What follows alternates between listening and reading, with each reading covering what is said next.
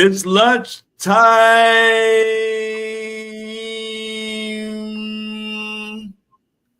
Come one, come all. Or don't come at all.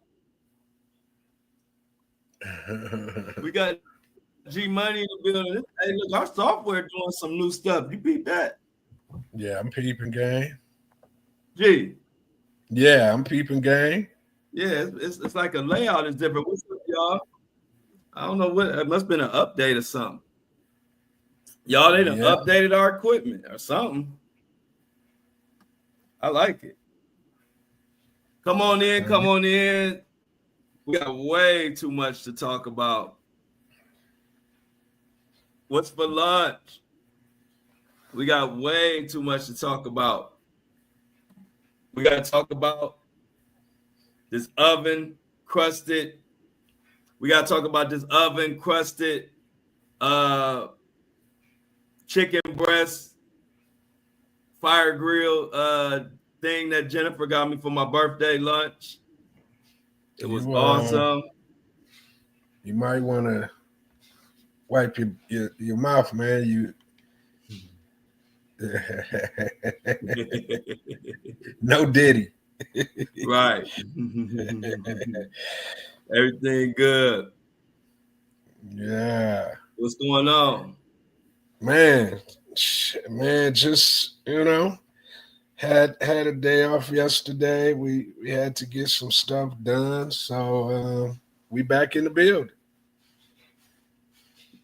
Greg said you got a whole bunch of topics, so I said I'm gonna let you roll today. Hey, Greg, we didn't even finish Monday. They don't even know that it was more Greg hot topics to go on Monday, so we're gonna kind of play catch up and get caught up. And what's been going on, Greg? What's been going on? What you want to talk about first? You want to kind of pick up from the fight? Yeah, let's pick up. Let's get something current going on right now, and then go right into the fight. So I don't know, whatever you got that's like more the most breaking news for like today. Let's hit that first, and then we're gonna go straight to the fight. All right. Well, last night it was President addressed Congress and the world. Most people came back and was like it was an ish show.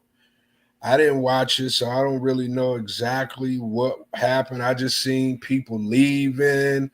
They had the paddle, things with words on it. The Democrats had the paddle saying you're lying, you're this, you're that.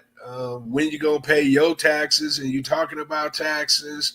So yeah, man, it looked like it was a mess. They kicked one of the Democrats out of the whole ceremony, just kicked him out because he was in there, yelling. And they when they do those presidential things to Congress, you got to show decorum. And if you don't show decorum, then, the sergeant at arms has the right to put you out. So they removed one guy, congressman from Texas, and then the other Democrats pretty much walked out halfway through, him giving his hour, almost 2 hour speech, man. So they just walked out? Yeah, they walked out. They got up and walked out. And the camera was on them, walking out. And, our girl was one of the ones that, led to charge. Jasmine? Yeah. Oh, Jasmine been getting it in, huh?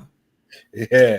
But it wasn't just her. It was a bunch of folks who walked out on him, So yeah, it was crazy, man. But they claim that the president had a lot of BS to say. Some people say, it was a great speech, of course. So it was probably about 50-50. And then the Democrats had, with those speeches, they allowed the opposing party to kind of do their thing after that particular speech. So the congresswoman from Michigan did the Democrats' rebuttal to his speech. And, she was on there just talking crazy about Elon. So they had their moment. Then the Democrats, as soon as it was over with, the Democrats came on and had the rebuttal to, his speech. So from what I could tell, it was a night full of superior drama. The one thing that I saw that, I don't really know how to take it. I don't know if it was a political move or if it was true to heart. I don't know if you know about this guy, but the cancer survivor DJ Daniels was sworn in as a Secret Service member doing the address. I didn't know. Yeah, President Trump introduced 13-year-old DJ Daniel, a cancer survivor with a lifelong dream of becoming a police officer. He was diagnosed with brain cancer in 2018, and given just 5 months to live, Daniel defied the odds. Trump praised his dedication to law enforcement, highlighting his honorary memberships in local police departments. In a memorable moment, Trump officially swore Daniel in as a member of the Secret Service, bringing him one step closer to his dream. So, I don't know if that was political, regardless if it was or if it wasn't. I thought that was a highlight from what I could tell of the evening, and pretty much everybody on all newscasts, because I kind of woke up like probably midnight, turned on the TV, and they were still going at it, of course. Then you had the pundits.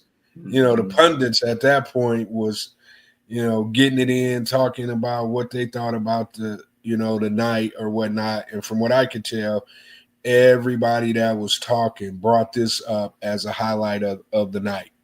Oh, sweet. You know what's funny? That just show you how we are on we are close and so much on the same frequency. In the earlier show, I told them that we launched the site for everybody, the merch site, at midnight tonight. But I was like, I don't think I'm gonna be up at midnight. I was like, but Greg and Shan, they are normally the late hours. I said maybe they can make an announcement. But I said midnight, I'm under the bed, and then you just come in here and tell us you popped up at midnight, you watching shows. Greg, I don't know what the hell going on at midnight. Greg, you know me better. By midnight, I'm up under the floor, under the bed at midnight. Shan just getting started. Shan don't even get going to midnight. Yeah, man, it was like I said, I missed the highlight. I missed the entire address, but from what I could tell, the highlights was it happens that way when the Democrats is in office. The Republicans, they have their shenanigans. I remember when Obama was the president and he did his address, and he was saying something and they screamed out, "You lie!" And that was like the big thing the next day. Everybody was talking about, because you got to have decorum. It's the president's moment to address the nation, and they want you to be respectful of that. But over the past couple of presidents, it's been, a lot of individuals inside that building, inside that room, that lack the decorum. And, for whatever reason, they're overly upset about what's going on.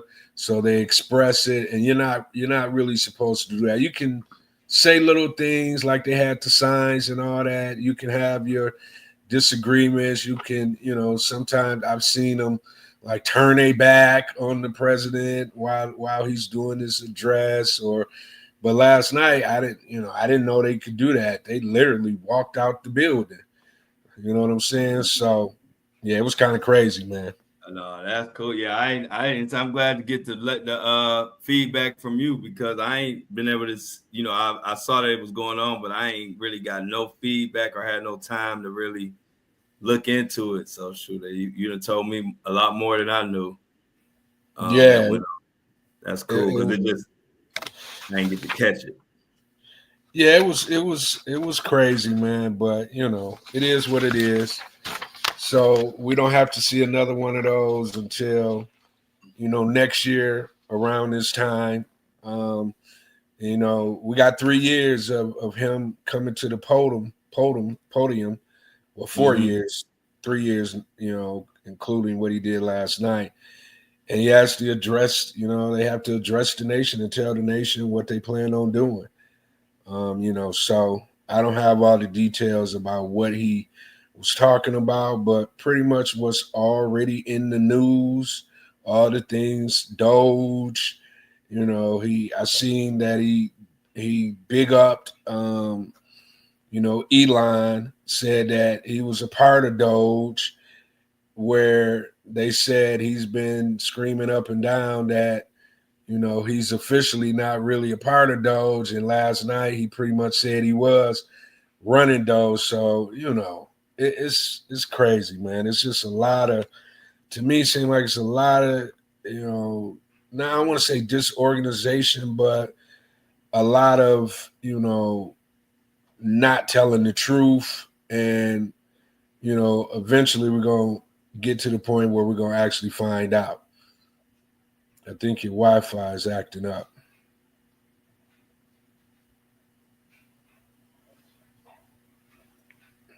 Well, I think, Flo, his Wi-Fi is doing his own thing. He has a mind of his own, looks like it.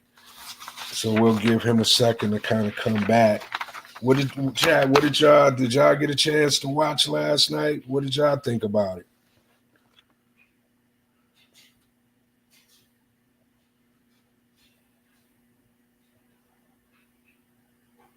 Okay. Nobody had a chance to look at the presidential address to the nation last night.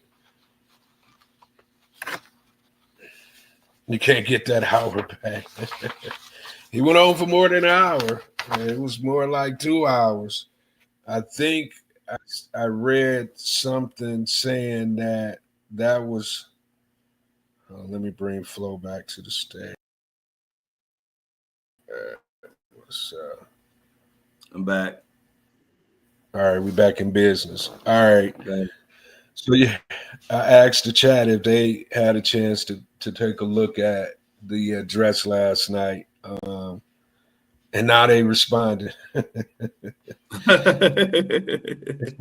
said it was the longest address ever. Didn't you just say that, Greg? You said, Greg, you said you woke up at midnight and it was still going on. I mean, literally, I read some this morning. It's the longest. I think Bill Clinton had the record at first, and last night he broke Bill Clinton's record for the longest, speech at a presidential address to the nation in history. I think he went almost 2 hours, man.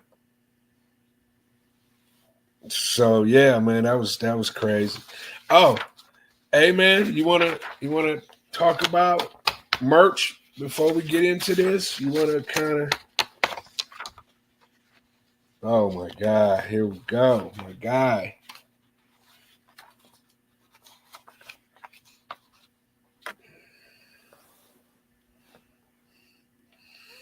Yeah, I think Shan, if you guys in the chat are looking for merch and you got questions about anything, Shan will be able to kind of give you insight on everything. We're still kind of working out a lot of the kinks, but that's pretty much what we were doing yesterday. Me, Flo, and Shan, we were working on getting the merch on the website, putting pricing in there, so hopefully we pretty much got everything set up. So if you guys are interested in any of the merch, As a matter of fact, let me drop the website in the chat.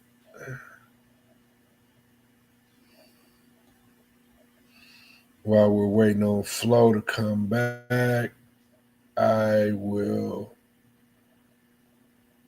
get y'all.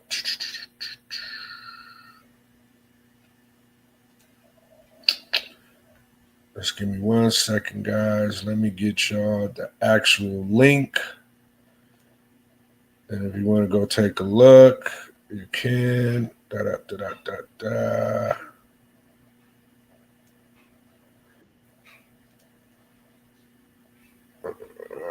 right. All right. All right. Let's see. Here's. I don't know why it's saying I got like 4 or 5 bars. All right. So I just added the link for merch in the chat. So if you guys want to go take a look, there's the link right there. I don't know if you want to pin that, Flo. Can I pin it? Yeah, you should be able to. Let me see. Hold There on. you go. You had it. Oh, I had it? Yeah, you mean put it up here? Yeah. Okay, I got you. All right, so that's the link. It's in the chat too. So if you want to cut and paste and add it to your browser, you can do that. But yeah, man, that was kind of crazy, man. But that's over with. Now we got a year before it happens again, and usually the first year you get to say all the crazy stuff you want to say, and then the second year you come back in, it's like, okay, we remember all the stuff that you said. Did you get any of it done? You know what I'm saying? Right. So last night he rolled it out. Now he got the year to kind of work on all the stuff that he said that he's going to do, and all the stuff that he thinks the country, in his opinion, is best for the country. So now we got a year to kind of sit back and look and see exactly, what's really going on, man. So, but anyway, who you think won that fight? I think Roach won the fight. Great. You keeping it 100, ain't you? Yeah, hey, Tank Davis or Roach? In the chat, who you think won that fight over the weekend? Tank Davis or Roach? If you don't know, just guess. Pick one of them names. Yeah, I never thought a Roach could beat a Tank, but it looked like it did on Saturday. Yeah, man. I mean, it's kind of, it makes you kind of think about like what really be going on behind the scenes when it comes to boxing. Like, you got the referees and umpires, the ones who call the games, right? And I didn't really understand how they could come to that conclusion. Number one, I didn't understand how Tank could take a knee and then get penalized for it. I'm still waiting for a legitimate answer to that outside of his hair being in his eyes. Then he ran to the ring, grabbed the towel. I'm like, bro, you ain't even, if it was in your eyes, you ain't even take 2 seconds to get, you just grabbed the towel and just ran it across your face and threw it back to the corner. I'm like, bro, no. That ain't how that worked. You know what I'm saying? There was a lot of heat on his behind. That's what it was. Yeah. Like when that heat get on you, you start. Sometimes you just. Yeah. It's almost like. Yeah, it's like when you talk. It's like if you got a girl or whatnot, or if you've been in a situation and then your girl come to you and she talking crazy, and instead of you having feedback, you grab your phone and start going. Yeah, exactly. You start trying to figure something out. Hey, I need a diversion. You know what I'm saying? And Tank needed a quick little diversion because he was like, these right hands they found a home and they paying rent on my top of my forehead. So man, I didn't really, I was shocked, and I didn't watch the fight. I just, how I watched the fight. I didn't watch it as live as it was going on, but the next day, for whatever reason, somebody on YouTube had the entire fight. So I watched it front to back, man. And the whole entire time I was looking at it, I was like, man, Tank in trouble. Right. I'm like, ain't nobody done stood toe to toe with the likes of Tank and wasn't, picking themselves up off the mat at some point during the fight. Man, this Roach, man, I can't believe they did Roach like that. I know now they're trying to get him to, give Roach the fight. I guess they're going through whatever channels they have to go through. To give you some on that, it just came through. You might could find it on your phone or your computer. Breaking news: they're gonna uphold the decision. Oh wow! Like literally right before we jumped on. That's crazy. Yeah, they upholding that decision. That decision. Yeah, it's kind of like with referees. When they make a bad call, everybody in the world know it was a bad call. But for the sake of the sport, they go ahead and just, stick with whatever the original call was. Yeah. Sound like that's what they're doing here. Oh, yeah, for sure. You see what Kobe said? Kobe in the chat, not in Kobe. Oh, you can't say Kobe to a Laker fan. You don't think it's Kobe, like, our Kobe. Like, wait a minute, man. Hold up. Okay. Kobe said Roach was beating that. Roach was putting belt to A. Yeah, man. And was just looking like, I mean, both of them look good as far as technique and boxing. But for Roach, man, just to stay in the middle of the ring and show that he had a chin and show that he had some, punching power and his jab was on point. I couldn't believe they gave that to him, man. So, it's a rematch.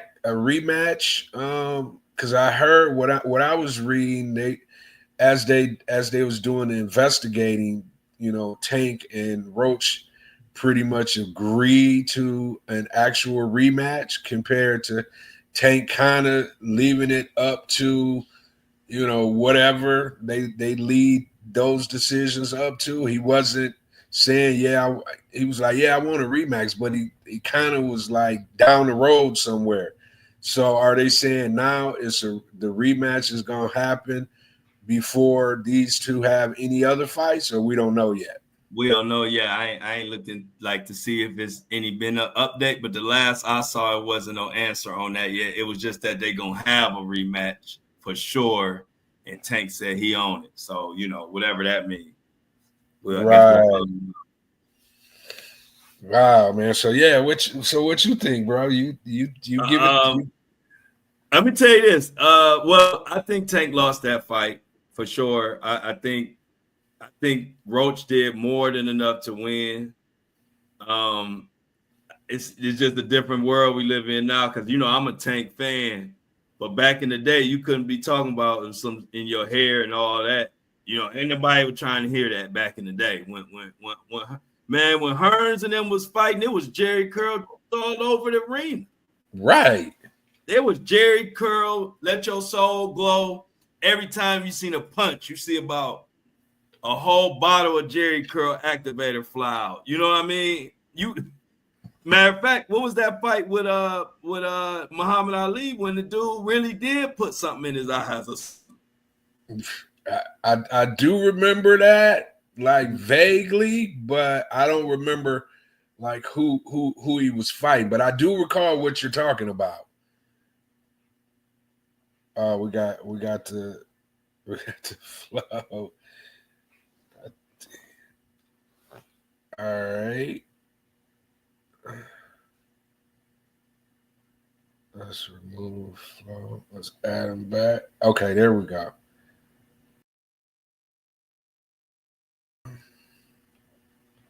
Where you at, G Money? Yeah, I'm here. I'm with you. All right.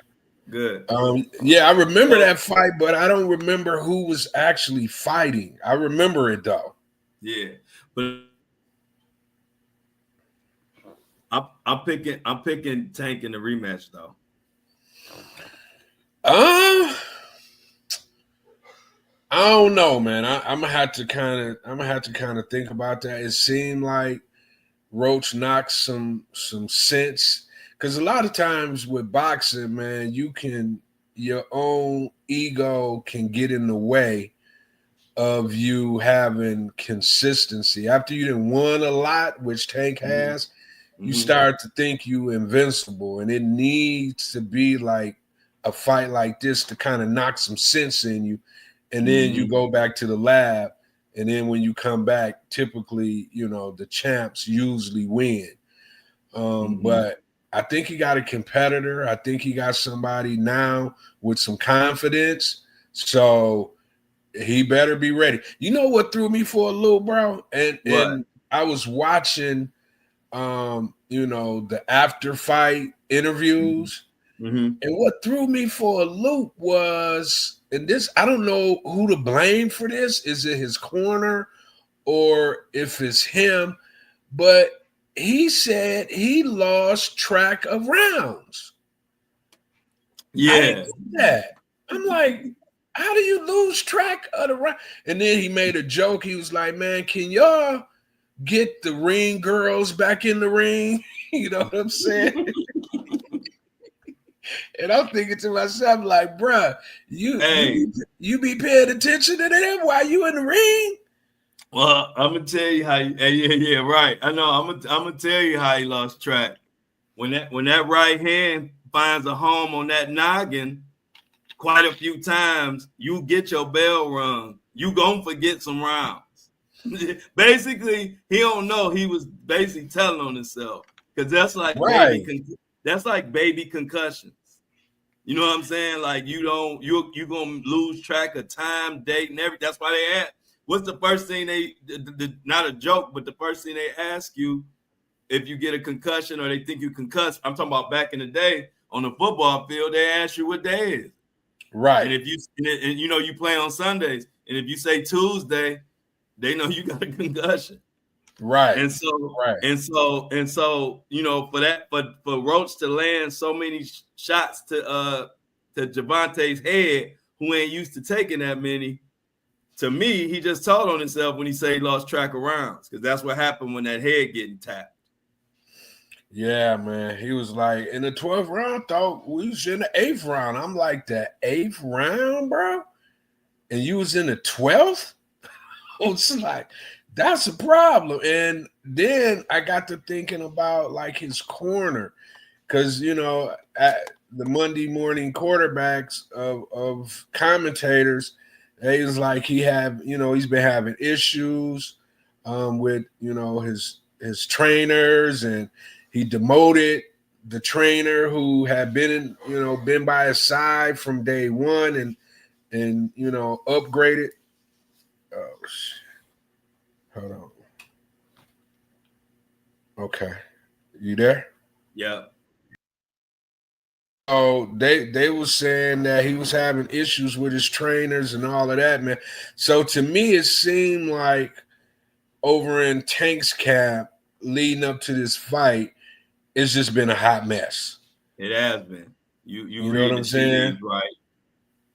Yeah, man. You can't, as a boxer, they want you not to even, have sex before, your fight. So to have trainers, getting demoted, getting promoted, all that kind of stuff, man, it seems like, Tank needs to get his camp in order. And I was thinking about it, and I don't know if you know this or not, but how did Floyd kind of handle his camp leading up to fights? And see, well, with Floyd, and that's the difference. And one thing that Floyd got in him that I got in me that I could see through him that everybody don't have, and Floyd could like compartmentalize and just detach that thing. And I talked about that a little bit in the story on the exclusive content when I talked about my time with Floyd and talked about how we used to, and we talk about Floyd Mayweather for anybody that don't know, the boxer. And I was with him, and so it would be the worst, craziest thing you would ever happen in your life. And Floyd, when it came to his training and his fights, it was like two separate worlds. So, like he didn't have no, he didn't. It could just been we've been into a big brawl. I think I told this story on my content subscribe on the subscription content where it was a brawl. We all fighting. It was all night, like a big fault. We was fighting in Mandalay Bay. We fighting in Mandalay Bay. Floyd lost about $500,000 in jewelry that ended up getting back, but he lost it in the scuffle. We all fighting. Man, we left there. And this when I first got down there. So, I'm thinking like he about to be pissed. I was thinking it's about to be all type of, carryover because this was in the middle. Like he was about to fight. He might have been about to fight Arturo Gatti at this time, or somebody like that. And man, we left that casino. We drove. Everybody drove to Floyd's house. Floyd went in the house for like 10 minutes, came back out and like jogging stuff, and then he just jogged for like 15 miles while we followed him in the van. Didn't even mention the melee. Wow. Like, and he did stuff like that. I'm talking about when he had domestic violence cases going on, like all type of stuff. He had the biggest fight of his life, and you'll be thinking like, man, I don't even know how he's gonna be able to fight. And bro, when it was training time and fight time, it never carried over. And see, that's a gift. Everybody don't have that to be able to separate things like that. You know what I mean? Like to be able to like, all right, it's time to do my thing. I'm doing my thing. It was never those lines were never blurred. Whereas like a Tank Davis, you already could see those lines get blurred. You know what I mean? Where it's like, bro, how's you two established in your career to be having this type of camp? It just show it's a mess in general. And I'm hoping that this fight woke him up. Because that's the difference between Floyd and the rest of these fighters. You can say what you want about Floyd Mayweather, but when it comes to fighting, he the truth because of that. You ain't never had a fight where you thought Floyd didn't prepare or the training camp wasn't right. Not one. Floyd didn't play that. That's where I get it from. Like as far as handling your business. Right. So yeah, and like you said, hopefully this will wake up call for Tank. All right, well, we're looking forward to the the next fight. Actually, I was I don't know what streaming app it was on, but they have, I think it was like 8 episodes I saw, and I'm gonna sit down and watch it at some point, and it just showed, how they used to do with Floyd on Showtime or HBO behind the scenes. All access. All access, right? Yeah. They got one for Tank and Roach. That I'm I watch that. I normally watch it. I didn't even catch the all accesses. I'm gonna watch them. They're gonna tell you a lot. That's what I'm saying. That's my point. That's my point. I'm gonna go and kind of gauge because you get a good sense of what what is going on and what the fighters are, mentally where they are, and I just see it's almost, I think what it was again, when you are as good as Tank and you don't really have a lot of research to research your fighter. Like Roach ain't really fought nobody, him and Tank been friends forever. Even at one of the before the fight, I think it might have been the weigh-in or before the weigh-in when they just kind of come out and talk crazy to each other. And when Tank saw Roach's mom in the crowd, he was like, "Man, I can't talk crazy. You, Mom Dukes is right there." You know what I'm saying? And so I think he might have kind of took him lightly, not like because he knew he could fight. They from the same area, Right. so he knew he could throw the hands. But I think he kind of took him a little lightly too. He did. He thought he could knock him out, and you can't knock everybody out. He finally Right. found somebody he can't just knock out. You know what I mean? And so now when he go into this next fight, he's going to prepare in a way of knowing that I got to fight this guy. I got to box this guy. That's why I say normally I've been around the fight game a long time through Floyd, and even before Floyd. But Floyd, I learned a lot. And normally a fighter as talented as Tank Davis, when they run into a situation where they was off because they took it for granted, this and that, but he got the skills, normally they come back and win the rematch. Because now you're going into it different. You're not going into it thinking you can knock this guy out. You going into it from round one knowing I got to box him for 12 rounds. If I get a knockout, cool. But you can't think you're going to knock out Roach. He got one of them iron chins. And now he got it on tape too. So he got something to actually evaluate himself and the actual fighter. You know what I'm saying? Yep. So that's good. Yeah. What we got on the juicy side, man? Man, what is I need a Greg Hot Topic, huh? I said, what is the big dogs? They had war for real, Bugsby and Jay-Z, huh? Oh yeah, that Tony Busby and Jay-Z. Did I not? If I don't call it, ain't no such thing as calling. The very, very beginning of this saga, I said this was gonna be a heavyweight fight. And look, bro, let me read what I got. I mean, I know you probably done talked about this. Yeah, but no, this is a whole different show. So, but right, yeah, bro, go ahead.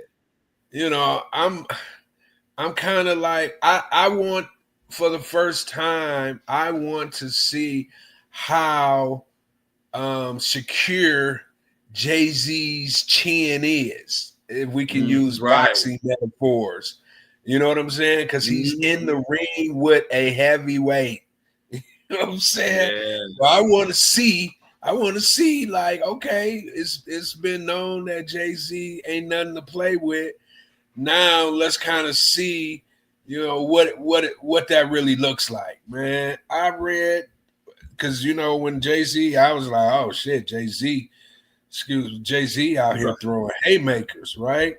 The next thing I know, not probably an hour later, I see Bugsby come back with the windmill. I'm like, and so this is what Bugsby came out with, you know, after that statement was released by Jay-Z.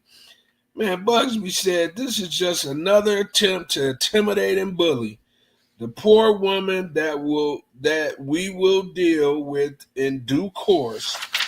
You said this new case alleges the same claims as the other one they pieced together and filed in Los Angeles, like the one in LA. This new case is in Alabama also has no legal merit. Okay. It says Sean Carter's investigators have repeatedly harassed, threatened, and harassed this poor woman for weeks, trying to intimidate her and make her recant her story. She hasn't and won't. Instead, she has stated repeatedly, she stands by her claims. The same group of investigators have been caught on tape offering to pay people to sue me and my firm. After speaking with Jane Doe today, it is clear to me that the quotes attributed to her in the lawsuit are completely made up, or they spoke to someone who isn't Jane Doe. This is just another attempt to intimidate and bully this poor woman that we will deal with in due course. We won't be bullied or intimidated by frivolous cases. Tony Busby. Bro, what Jay-Z gonna do with Tony Bugsby, bro? Tony Busby. That's why I said, man, this is going. I almost don't want to see the loser. Whoever eventually loses this war, it's going the full distance. And ain't no draws in real life. It's winners and losers. And here's the thing, like this the part that has me thinking that at the end of the day, Jay-Z might have to tap out because anytime Jay-Z jumps out there and makes all the claim and he got all the blogs, all the social media outlets, screaming, "We told you, we told you, we told you." Bugsby comes back and does the smackdown, bro. So I'm like, at this point, and then after it happens, you kind of, it's almost like Jay-Z goes and get in the fetal position until the next time he has a moment, and then Bugsby has to put him back in the fetal position. So, man, that's another thing, man. Once this trial actually happens and everybody kind of sees all the highlights and what's going on with Diddy, then I think at that point Bugsby and Jay-Z probably gonna heat back up again. What you think? Yeah, no, I agree. No, it's gonna heat up, and because they still got cases pending. Right. They still got cases pending.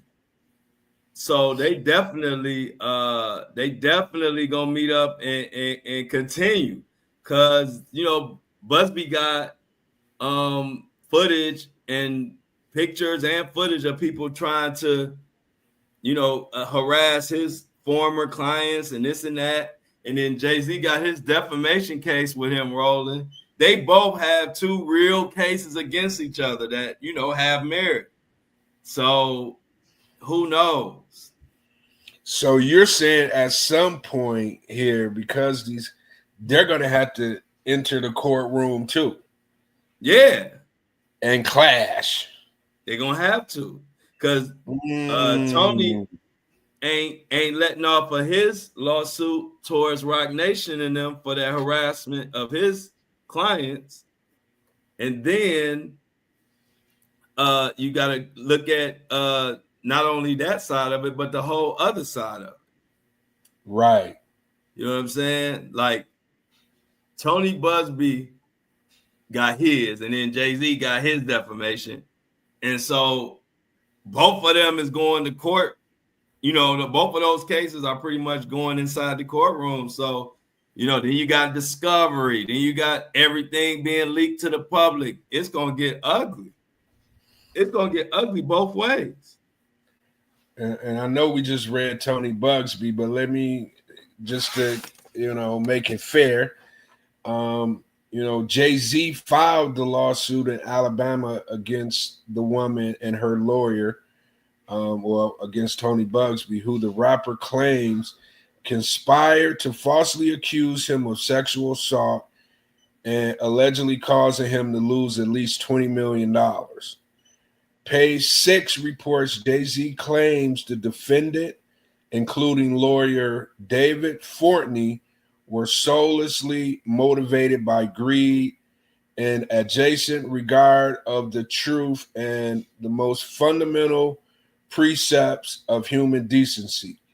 The rap mogul, who is suing for malicious prosecution, abusive process, civil conspiracy, and defamation, alleges in the court documents that the accuser, Jane Doe, has voluntarily admitted that Bugsby pushed her towards going forward with the false story against Mr. Carter after an extorted demand letter failed to yield the financial windfall. According to the in-court documents, that the accuser, Jane Doe, has voluntarily admitted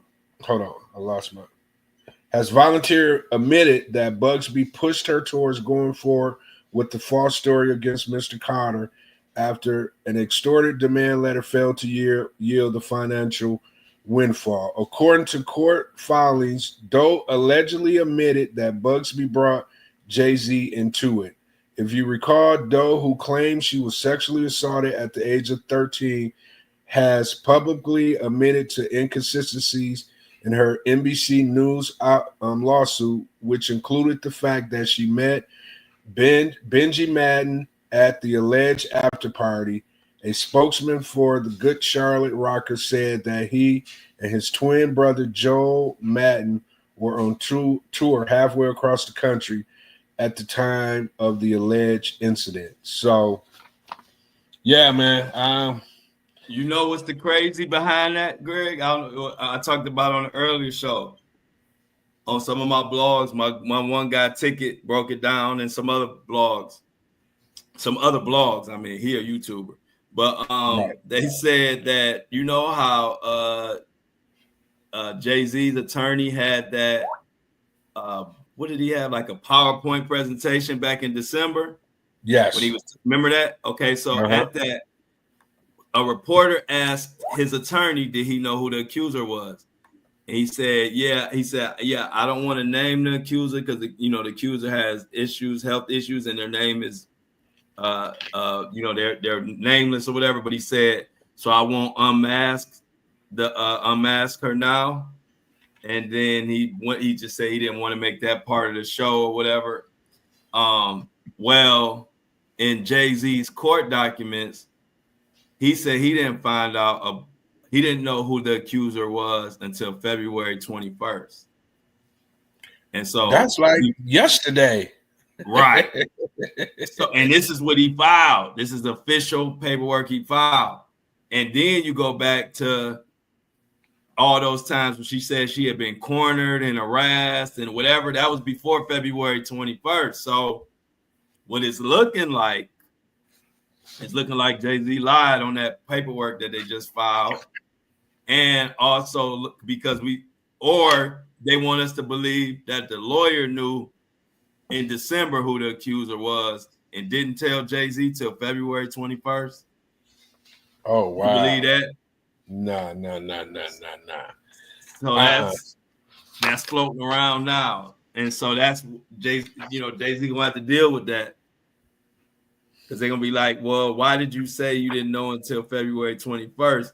Well, you know why he said that, because that would have eliminated him from any harassing her or any of that. You know what I mean? If he didn't know until February 21st, then he couldn't have harassed her.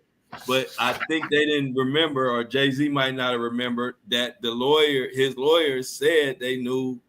He said he knew who the accuser was in December, the middle of December. So that's gonna be a problem. So we talking about the Diddy case, right? When they say a court date for this case, it's gonna be super fireworks at this case too. Yeah, that's gonna be one to watch. It's gonna be fireworks. It's gonna be fireworks. I was trying to get to Amy's messages. Computer acting funny. Okay. So, man.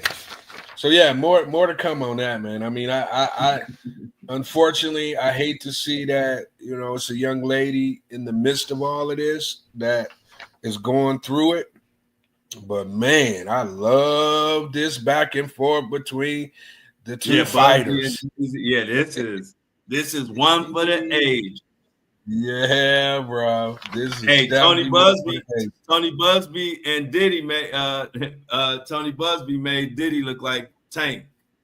You know what I mean? Like Tony Busby made short work of Diddy, and then he ran up in Jay-Z, and them boys.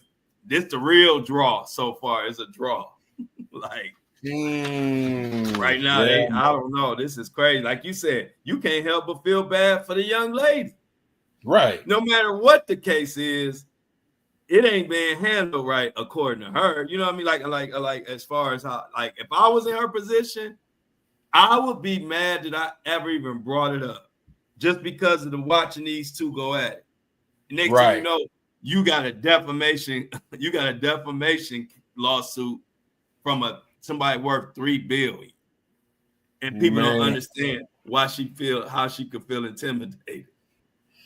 Not just $3 billion that he got, but his wife is probably in the billionaire chatter or real close to it as well. Oh, so, yeah. So you could easily say 4 or 5 billion. Right. When you somebody in Alabama that's probably living in a 3-bedroom, 1-bath house, you know what I'm saying? Getting harassed by 2 big private investigators. Yeah, man, that's crazy. But yeah, man. So I just wanted to bring that up because I didn't get a chance to get your take on it, but yeah, that's one for the ages right there, man. But speaking of one for the ages, hey man, I'm almost. I know I be kind of giving or going back and forth with Elon, man, but I'm to the point now where I need Elon to sit his ASS down somewhere, bro. He's doing too much. I'm glad. And it's like a whole nother thing, Greg. And this is the story of my journey, which is why don't nothing faze me, because I done had to sit back. But when I was talking about Elon, and I ain't talking about you or anybody in our chat, I'm talking about like on social media. And when I first was posting about Elon, and I was just saying I didn't like how he was going about it. That was the gist of what I was saying. I'm not going to comment on what you're doing if I don't understand what you're doing. You know what I'm saying? I can't comment on that. My brain, I ain't dug enough to comment on that. But I don't need to know nothing about that to look at how you're going about something. And I don't like that. You know what I mean? So I just didn't like, it was almost like a guerrilla takeover of whatever he was doing in the White House. Remember that, y'all, this is the White House. We have devalued the White House. Right. You know what I mean? Like, back in the day, you didn't really even hear from too many other people besides the president a lot. You know, you hear from Elon so much, it just rubs me the wrong way. And so when I was saying that months ago, I was catching all kind of HE double hockey sticks. Right. Like I was hating on Elon. It was people sending me message. I liked you until you called out Elon. I said, man, I ain't on here to be liked by nobody because of what I say. If you judge me by that, you could kick rocks a long time ago. I'm coming to give you the real. You come here for the real. You don't come here for me to just agree with everything what everybody's saying. So anyway, now I'm starting to see people catching up to me and realizing even if you're doing something good, Eli, sit your ass down for a little bit. Bro, this is what made me be like, now you're doing too much.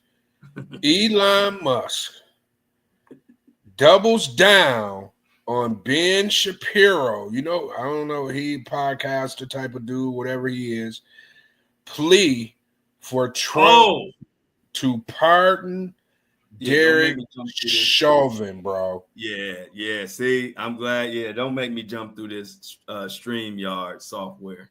Man, bro, he shared a video of the Ben Shapiro over on X calling for the pardon of Derek Chauvin, the former officer that was convicted for the murder of George Floyd. The video also calls out the Black Lives Matter movement for damaging race relations. Bro, when I seen this, bro, I was like, you know what, man? I'm done with Elon, man. This is I can't even. I don't care at this point. He could save us $8 trillion. I think this man has something in him that just ain't right. You know what I'm saying? And I don't think he really understands the sensitivities of Americans, bro. You didn't brought the music on, bro. Yeah, I had to bring the music. Just like the WWE, when you say that, Greg, Then they drop this music and I come out, I got your back. I come right into the ring. I got your back, Greg. I try to tell everybody, hey, look, did I jump in the ring with you, Greg? And then we suplex the hell out of Elon Musk. Man, he needs the suplex. Man, I just couldn't believe it, man. I'm like, come on, man. You can't, first you throw the Hitler sign, right? Mm-hmm. And now you over here in black folk business trying to get this man who we all seen with our own naked eyes do what he did to George Floyd. Yeah, come on, bro. Look, I can't respect that. I can't rock with that. And anybody don't come at me about that. Don't come. If you behind Elon when he say we need to pardon Derek Chauvin, the one who murdered George Floyd, if you want to say that, if you mad at me for that, then I'm telling you now, don't come at me with it. Because I'm gonna give you a no filter reply on that one. That's crazy, man. Yeah, I don't want to see nobody's death get treated like that, man. Not just George Floyd, anybody. All this stuff we got going on, and you comment. That's what the thing is, y'all. And let me say this, Greg. See, what we have now is we have no value in what we doing in this political world anymore. And what I mean by that is people are, if you gotta be president, then we gotta be presidential. Elon Musk, you want to be in the middle of the White House doing this, doing that. You can't just be willy-nilly backing up different little ideas everybody has all day. You part of the presidential team. At what point do we demand you to act presidential? I don't want my president being a Twitter with Twitter fingers and just saying and agreeing with when we over here complaining about real stuff. Why don't you attack the healthcare? Why don't you attack the crooked healthcare system, Elon? Since you swinging the big ones, the whole world going crazy. We're so tired of the healthcare that half the country might think that Luigi or whoever put a cap in that United Healthcare CEO's behind, and we don't give a damn. That should tell you how upset we are with this crooked ass scamming healthcare. But do you want to address that? No. You want to do all this smoke and mirrors about the security, the social security system is a fraud, and this is a fraud. That don't work on me. If it work on you, that's your business. It don't work on me because I see what the public really care about. And the public, number one thing right now is tired of this crooked healthcare system. So until Elon attacks that, he ain't impressing me. And don't be mad because I ain't impressed. Because you easily impressed. That's how I feel. Attack the healthcare, then come holler at me. Don't tell me about some social security system is a fraud and you retweeting it's at the top of the list to pardon Derek Chauvin who killed somebody on camera. While we over here getting killed by the healthcare system every day. And you ain't said one word about it, Elon. So anybody impressed by Elon, I want you to ask him, why don't he attack the healthcare system? I know why he ain't attacking. Because they paying for the whole thing, that all the president, the this and that, the system is all bought and paid for. I know that. But I want all the Elon followers, ask them. What are you going to do about the healthcare system? What's more important than that? I'm done with that. Hey, man. You know what's so crazy? I was thinking about this, and I'm kind of glad you just, spoke the way you spoke because Got my blood pressure up.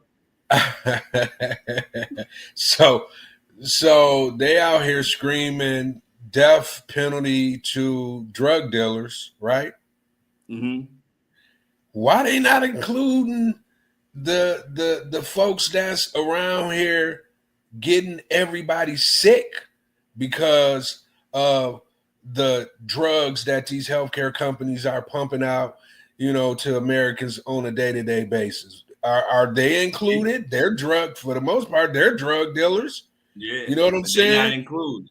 They're not included. Like, how and when are Big Pharma, when are we going to pay attention to them and step in and do something about what they've been doing to Americans? I know I'm not saying it's good for drug dealers to be out here slanging, whatever they be slanging to mess our communities up and mess people up.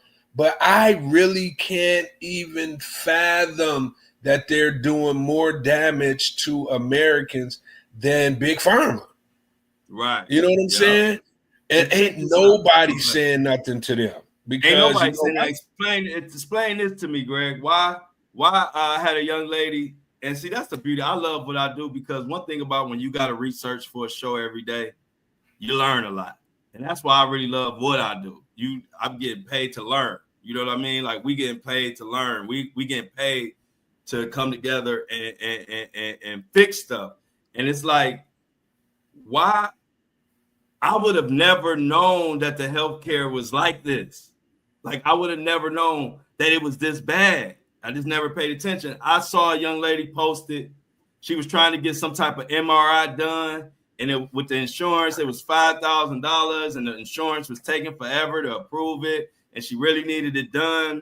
So she called the place and said, well, how much is it cash? She said the cash pay is $700.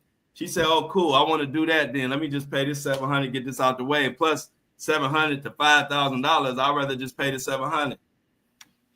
Hospital said, no. You can't pay cash. You have to wait for the insurance. So instead of paying $700, we got to get $5,000 something from your insurance. Explain that to me, Greg. Because I just might be dumb. But that don't make no sense to me. No, you ain't dumb. It's basically how, the people that are, that wake up every day and want to be a part of greed. That's why everybody's greedy and everybody wants the money at the end of the day. They don't care about. That's why they want to keep us sick. That's why they want to keep the kids sick. That's why. And we're talking about, some weed, and those things are bad. Well, not even weed no more, but heroin, cocaine, whatever, drugs, fentanyl, all those are bad things. Those are bad drugs, and they shouldn't be out on the streets. But every day, kids, women, men are popping some kind of prescription drug that they have been told is going to make them better. And ain't nobody saying anything to them about it, bro. It's been going on forever and it's not stopping. Just think about all the pharmaceutical companies that have been sued for billions. Some of them went bankrupt because they done been sued, and they're still in existence to this day. They just go low key. You kind of forget. Oxycontin, bro. Just think about that company that made Oxycontin. They sued them into bankruptcy. But I bet you could go to your local doctor and still get Oxycontin. True. You know what I'm saying? So I just, like you say, the healthcare, the whole healthcare, everything is a sham to continue to keep the oligarchs, with millions and billions in their pockets off of Americans. And I don't like it. And I don't like it either. You know what I'm saying? I don't like it. I don't like it. And it ain't being addressed. And people want to, like, okay, they want to support us because we pushing for people to know about what's going on in healthcare, and we doing what we can to let the world know what the hell going on, and we don't like it, right? But you got people like Elon Musk who ain't touching the subject. Right. Even Trump ain't touching the subject. But the same supporters will get mad at me and you because we just calling out Elon Musk while we fight for the people, but they ain't holding him accountable. Ain't nobody holding Elon and Trump accountable for what's going on in healthcare. You know why? Because they know they ain't gonna do nothing about it. Well, don't be coming to me mad at me for speaking on it. You know what I'm saying? Because they got a free pass. We know that it's so bad. Tell me this, Greg. When the last time that we seen somebody who the narrative is spent that they did that they almost open and shut case as far as the narrative that's out there with Luigi? When the last time have we ever had a case where someone, quote unquote, allegedly unalived a man with a family like that, and 90% of the world don't care? When have we had that happen? I mean, I still haven't really heard anybody be mad about it. And that's my point. If that don't show you how huge of a problem we have, ain't nothing gonna show them. You know what's crazy, bro? And I think about this. Up until President Obama came into office, the healthcare system was a mess. I mean, a complete mess. They came in and at least attempted to do something about the healthcare system, and they were persecuted. They went through so much drama. I just remember back then when, President Obama had to do this round table, to get the bill across, the finish line so it could go into law. All the things that, he almost didn't get reelected because he took it upon himself to work on healthcare. And that was the last time. Nobody wants to touch healthcare, bro, because it's too much money involved. They don't want to touch it. They want us to be sick. They want us to have, they don't want us to live until we're 80, 90 years old. They don't want that. Well, they kind of want that because they could just keep pumping drugs and keep getting paid off of it. But until then, bro, the healthcare system was crazy. You couldn't get as an independent entrepreneur, you couldn't get insurance. You couldn't even be a business owner and get, insurance that wasn't like $1 million almost. Pre-existing conditions. You couldn't get insurance if you had pre-condition. Insulin. They just got insulin for our older people, to the point where they can actually pay for it. So when it comes to healthcare, man, it's always been a mess. It's gotten better, like I said, probably within the past decade, but it's still at the point where too many people are losing their lives because of our healthcare system, and too many people are being over-drugged because of our healthcare system. And to me, man, that's just a shame for the richest country in the world to have to be going through. It's crazy. I agree, man. And they ain't gonna do nothing but piss me off, so I'm done with it. Yeah, I'm done with it too, bro. I don't like it at all. Yeah, and I don't like it. It gets my it gets my blood boiling. I just hate greedy MS. So yeah, man. And I don't know why Elon. I mean, I guess he at the point now where he's like, I got access to everything the United States has to offer. I got access to it. So what my companies and what's going on around me because of who I am, I guess he don't even care no more. Do you see what they're doing, man? Tesla owners are rebranding their cars, bro. Some Tesla owners appear to be rebrand. It's got to be crazy when people doing this. They're rebranding their vehicles with Toyota, Mazda, Honda, and Audi badges, possibly to avoid vandalism linked to Elon Musk. Photos showed on Reddit shows Teslas were altered logos, sparking speculation that owners are distancing themselves from the brand due to Musk's controversial political ties. Ooh. Tesla vehicles have increasingly been targeted for vandalism, with incidents ranging from graffiti to keying.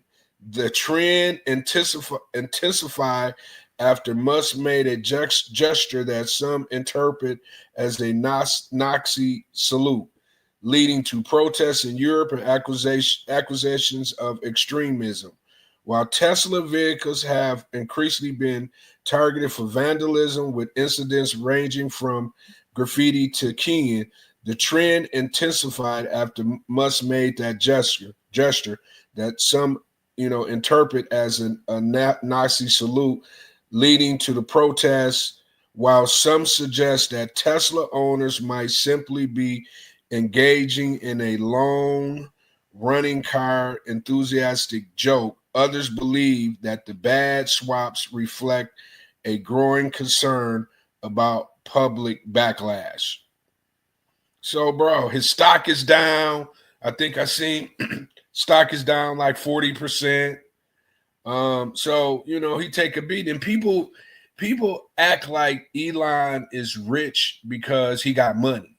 Elon is rich because he has companies that people buy stock in. So he has money because of companies, not because he, you know what I'm saying? He went out and earned the money and then bought companies, and now his companies are making money. So he just, uber rich. No, if his stock dropped tomorrow in all his companies, Elon could be broke. You know what I'm saying? So while he out here playing in everybody's faces, man, Elon losing millions daily. Yeah. You know what I'm saying? Daily. And that was another thing that I had told people when Tesla was dropping, and then people was telling me, man, Tesla ain't all he got. I said, but it's just a representation of his brand. Yeah. I be getting so drained. That's why I don't really talk to, I just keep my thoughts to myself besides my shows and talking to y'all, because people be like lost in the clouds, man. And I don't even, hey, look, I ain't gonna try to convince you. I ain't arguing with you. You want to argue with me, come meet me at 7:30 on the show or 12 o'clock. But I said that. I was like, because I was already thinking it ain't just about Tesla. He is mostly known for Tesla. If Tesla stocks drop, you best believe all his stocks is dropping in some way, shape, or form. You know what I mean? Tesla is what he known for. That's what, if they don't know nothing else about Elon, they don't know about all them other ventures, people know Tesla. And if Tesla is dropping by 40%, that's something you need to pay attention to. Yeah, absolutely. I'm glad I got rid of my Tesla just in time. Yeah, you did, bro. And I loved it. That's why I always be laughing at the people that be, just you say one thing wrong about somebody they like, they actually just act like you just got to grind axe to grind with them. And it's like, I don't have a problem with Elon, but if anybody doing something I don't like the way they're going about it, I'm calling them out, whether it's Elon or it's my uncle Elon. You know what I'm saying? It don't matter who you are.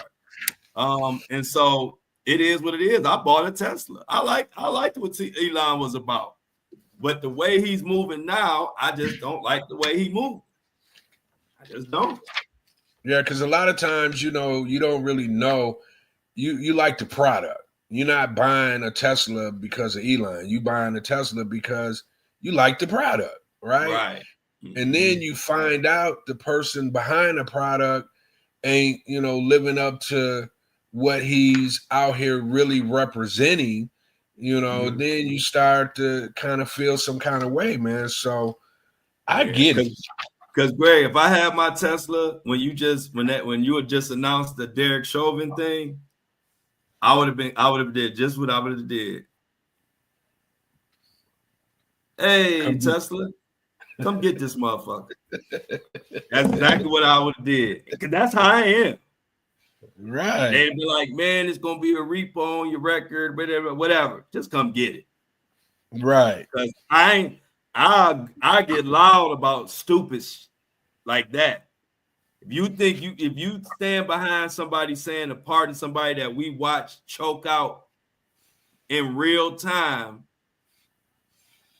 I have nothing nice to say to you about that. Yeah, that's all I'm saying. And it ain't. And here's the crazy part: it's not even his thoughts; it's somebody else's thoughts that he's signing on to. Yeah, right. Yeah, I don't like it. No, we're not. We're gonna talk about that. Yeah, that's why I said that's one of the ones. Hey, I don't care if you mad. You mad? Too bad. So sad. Like my auntie used to tell that to me. He used to piss me off. I'd be mad. They'd be like, "You mad? So sad." That make you more mad. Right. Yeah. My older cousin used to do me the same way. Like, don't that make you more mad? Yeah. You be like, I got that. Ain't nothing like somebody telling you mad, too bad, so sad. You be like, oh. You turn into Incredible Hulk. Yeah, you turn into Incredible Hulk. Now when that forehead vein come out. Right. What else have we got, Greg? Like when I hear them papers shuffling, it's like waiting to see what else we about to talk about. What the paperwork saying? Man, BlackRock strikes $23 billion deal to place the Panama Canal ports under American control. BlackRock is another one of them companies we might need to take a deep dive on, bro. Because for sure having their hands in a lot of stuff, bro. But anyway, so BlackRock, along with global infrastructure partners and Terminal Investment Limited, has reached an agreement to purchase a 90% stake in Panama Ports Company from CK Hutchison Holdings for nearly $23 billion. This deal places the port of Balboa and Cristobal, which are strategically located at either end of the Panama Canal, under American control. The acquisition not only includes these key transit points, but also extends to 43 ports across 23 countries, impacting locations in Mexico, the Netherlands, Egypt, Australia, and Pakistan, amongst others. What are we up to, bro? Why are they selling the ports now? What's going on, bro? I got to do a deep dive on that one, bro. Because you might have to do a deep dive on that one, Greg. Yeah, bro. Greg might do a deep dive for y'all.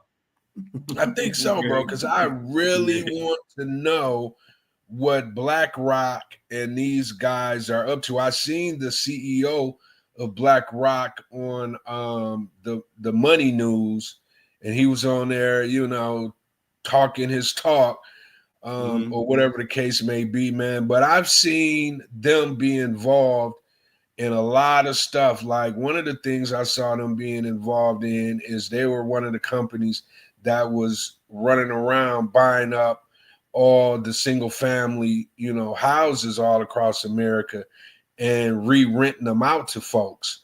And that's when they first got on my radar. And I'm like, okay, that's business. I ain't, it is what it is.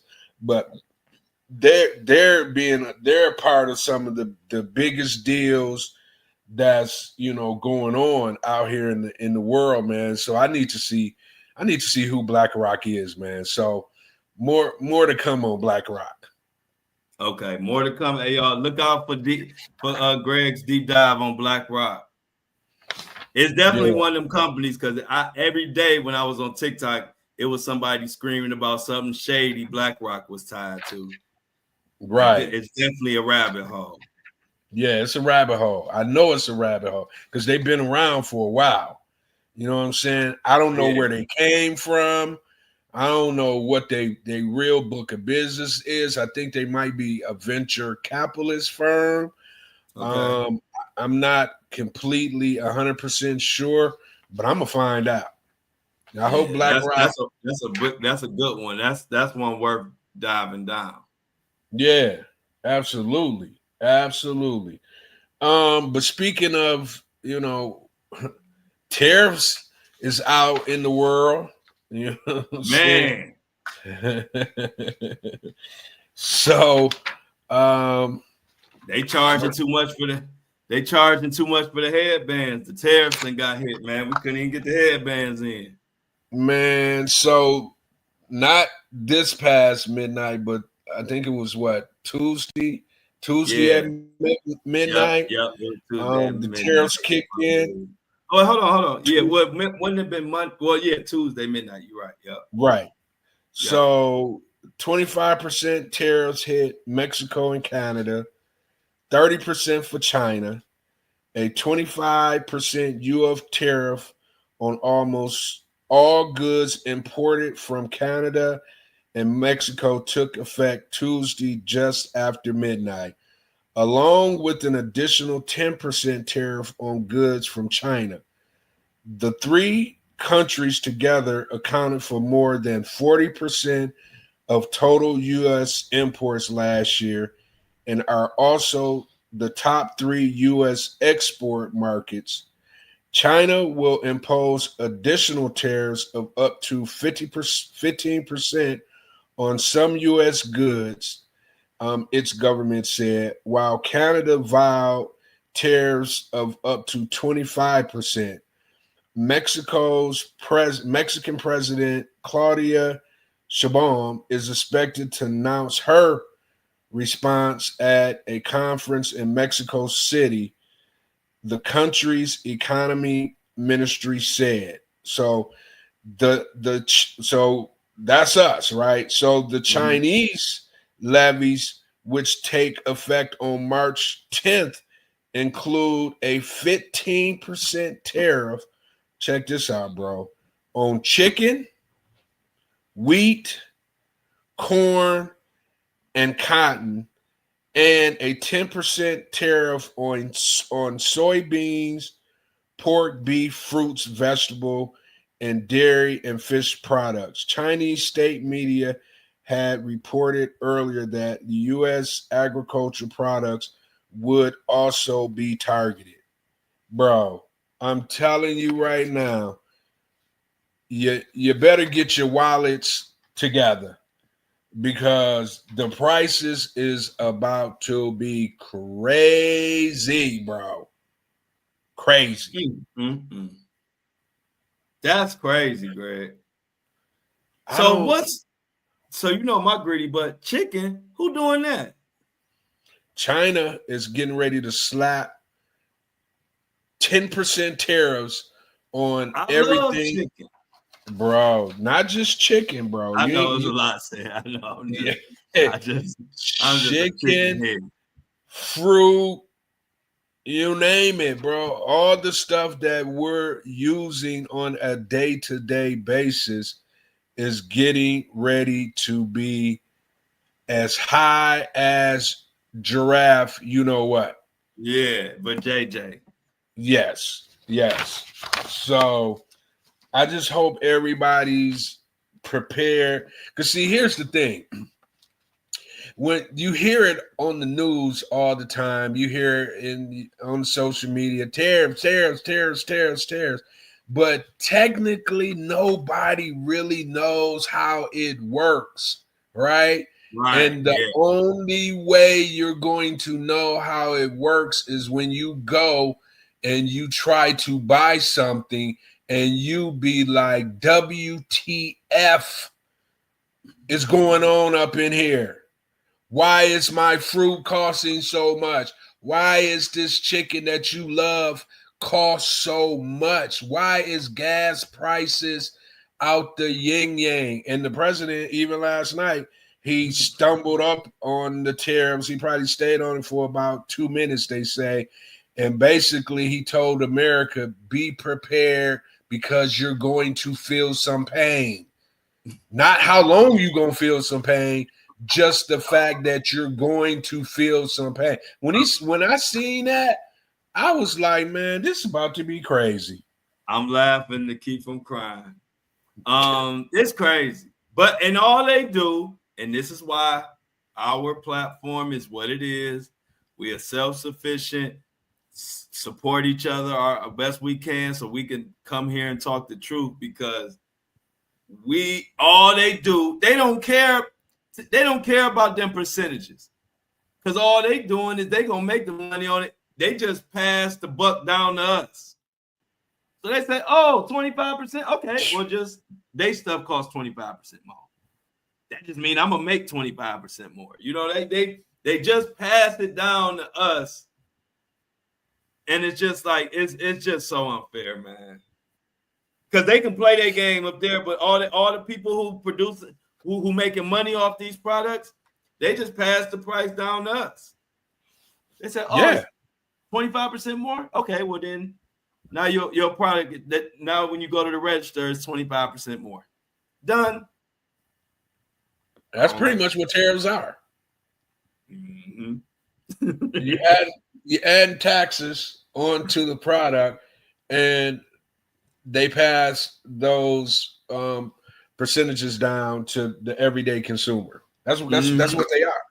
Yeah, and that's what I'm saying, and that's us, and it affects us. They don't give a damn. Right.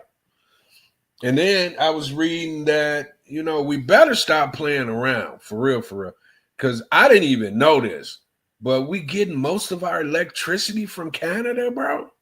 Yep. Let me put Michelle up here. She gave a nice little breakdown. Canada could flip the switch. Michigan, New York, and New England states could go dark. Bro, we're right across the water from Canada. Mm-hmm. If they flip the switch, Michigan is going to go dark. Wow. I mean, just that. I don't think that's going to happen, because I don't think Canada is that ruthless behind 20% tariff hike, but I really don't know that to be the case. I don't really know what Canada might be. And guess what? Y'all still cold weather out there too, right? Cold. It's 30 degrees outside right now. So flipping the switch on y'all, hey, look, flipping the switch on y'all is life or death, in a sense. If they would have switched, hit the switch, I would say 2 weeks ago, when it was like below 0 and 4 degrees outside, bro, it would have been so many deaths here in Michigan, especially to elderly people. That's why I'm saying, like, I be wondering, like, do whoever, huh? Oh, go ahead, because I got some idea, but go ahead. I was just thinking, like, whoever be like thinking this stuff, whoever be coming up with this stuff, do they really think it all the way through? And I don't know if they do, man. I really don't know if they do. So man. You know what I wish we could do? I've always, especially as I got older, I've always wanted, like, to grow my own, to have my own food. You know what I mean? And you know me, Greg. I ain't the super. I ain't gonna be milking the cows and all that, but I help get all the stuff we need. I buy the products, I help buy the land, whatever. But I want to, let's say like the community we got. If it's anybody in this community that got land or kind of farms a little bit on their own or whatever, or is willing to do it, what if we could pool our resources and have some people who like we do our own food, our own chickens, our own veggies and stuff like that. And then like we all as a community pay for it, and whoever doing it, they send out stuff to people, something like that, like where we got our own farms that grow our own stuff, and we got somebody to handle it, and we pay them and send everybody their groceries or whatever they pay for. I'm giving you like a off the fly version of it, but you know what I mean? Something more structured, something that we could pay for. But I've always wanted that. Somebody, you know, have some farmland or something, or know about farming. We all put our money together or whatever and get what we need and grow our own food and mail it out. I think it's almost to that point because, you know, farmers are going to be taking a beating with these tariffs. You know what I'm saying? So it's almost like, you know, unless something happens for the positive, you might be forced to have to do just that. That's what I'm thinking about. So check it out. Before I don't want to cut you off, but I don't want to forget. You know, you be forgetting what you about to say because Amy just said she do. So I'm just giving you an example. Amy do farming. We all in community. We figure out a budget to get, especially the bare necessities like like chicken, eggs. You know, y'all know. Like y'all know what we need. But I'm saying then we put the budget together or whatever. Send Amy. Pay the money for all the supplies or whatever we need, the chickens, to this, to that, and let her farm and send her stuff out to our community, to us. And then we just, next thing you know, we getting our own stuff, or at least a lot of our own stuff. You know what I mean? We may not be everything, but it could be like the chicken and the eggs and the wheat, all the stuff they trying to tax us for. You know what I mean? Like I said, that ain't my expertise as far as what to get, but I can definitely put the plan together and help with the funds. Look, I'm on board because I'm on board. I've been wanting to do that for about 10 years or more. You know, and then you don't have to really worry about all the different, you know, chemicals being put in food. You know, you can really have clean eating. And then, you know, Amy, I don't know like where she's at or you know what she's actually doing, but it creates an income stream for her as well. And I'm okay with that because if that, you know what I'm saying, if that is the case, then man, if I can send Amy about to send me 12 dozen of real eggs, some clean chickens, and you know what I'm saying? Yeah. That's what I'm saying. It's worth it. Because everybody ain't gonna do it. That's the thing. You know what I'm saying? Like if you have the expertise, or maybe somebody who wants to do it, and we get more land or whatever it takes. But the hardest part is setting it up. Once we set it up, we all got good, clean food forever.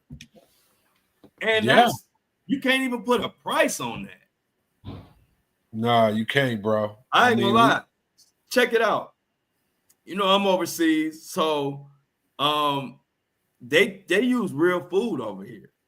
And it's a big difference. I think I've been telling y'all that.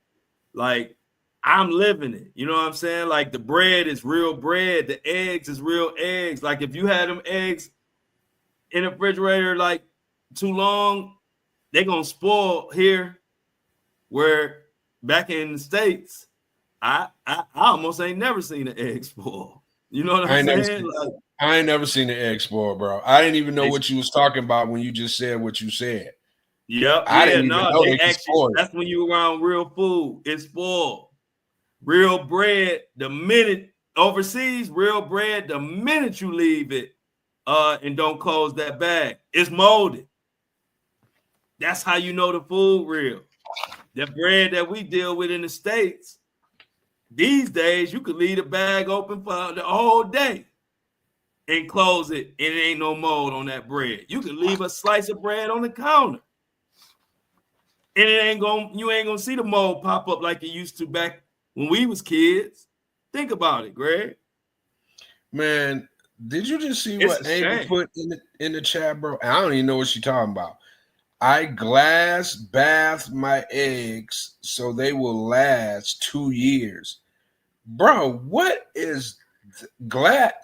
It sounds like that's what we're supposed to be doing, bro. But that's what I'm saying. We don't be knowing that. That's why we need a headquarters. I ain't gonna never farm, so it ain't no use in telling me. Me either. But I'll help put one together, and we could put the infrastructure together so it can feed masses. You know what I'm saying? Yeah. We're gonna put that together. Through this large community, we're gonna figure out who could do it. Or Greg, you know, we on the real estate side, we'll get some land and we'll do it. And we'll put it together if we have to. But I think that's just a good idea. And I'm normally be ahead of the curve. This might be something you see more people doing years from now because it's getting like that. Why we can't just buy no land and do this ourselves? You know what I mean? You know, like for real. And you gotta think about it, like low key, people have been like doing it, especially like in the inner cities. You know, they like some of these abandoned neighborhoods. I've seen people kind of go in and, you know, have gardens and, you know, things. So the concept is out there. Yeah. You know, I don't know if they're still doing it, so to speak, but I do. No, some people.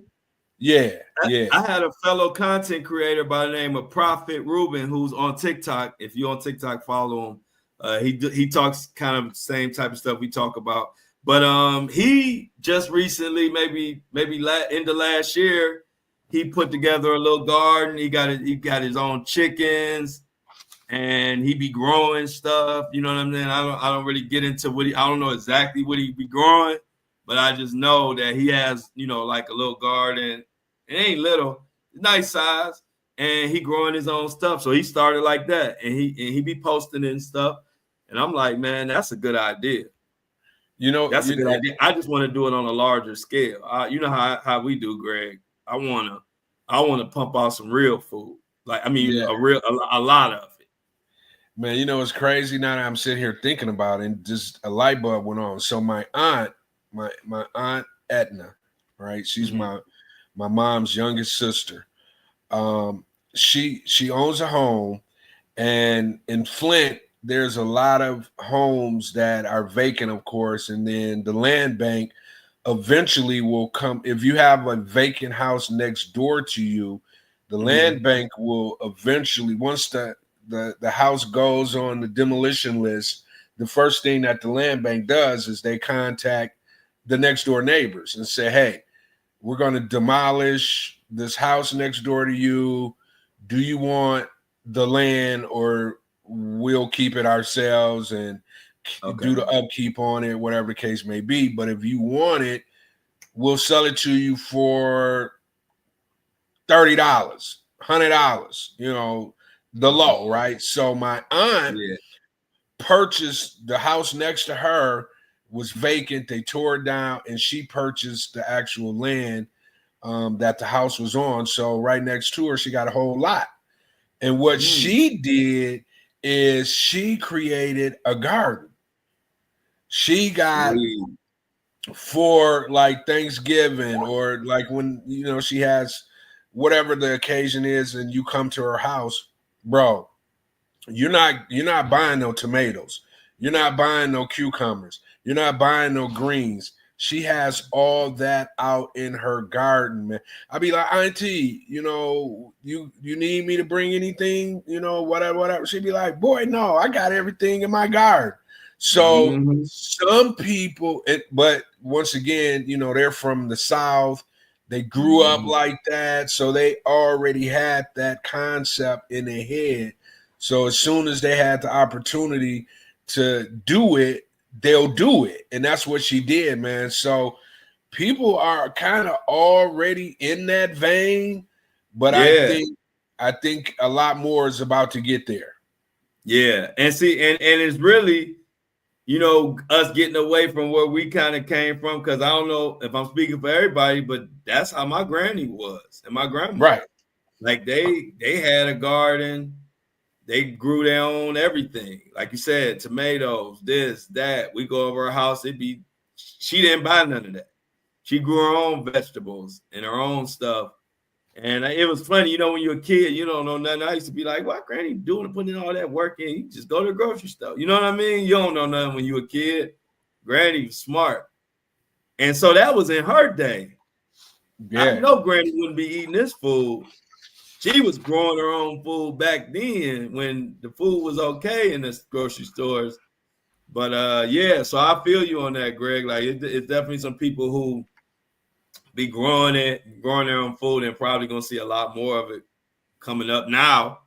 Like I said, I'm definitely gonna be looking at ways to start a little mini farm or start a regular size farm and just put it together. You know what I mean? I am going to do that. Like I'm gonna do that for sure. It's been on my mind. Yeah, bro, and you're in a good area too to actually. We talking about, somewhere else, but technically you might be in the best area. I think I probably am. Yeah. Yeah, absolutely. It'd be just regular chickens running around. It's so pure out here. Right. And y'all wouldn't survive in Cleveland. No. Yeah, they've been and broke their neck and it'd be in the pot somewhere. You know what I'm saying? My uncle, first time I seen a chicken get his neck broke, I was like, dang, that's cruel. Yeah. That's really why I can't really do it, because right. I'm just not cruel like that. You know? Yeah, me neither. I ain't either. I can't do it. Right. I can't even People really who do it. They can do it like it ain't nothing. They just grab the chicken. Yeah. A whip. And I'm like, man, bro, what's wrong with you? Where do you get the nerves to be able to do that? Because I couldn't do it, man. I can't even put a goddamn worm on a hook to go fish. I don't even like doing that. You know what I'm saying? Yeah.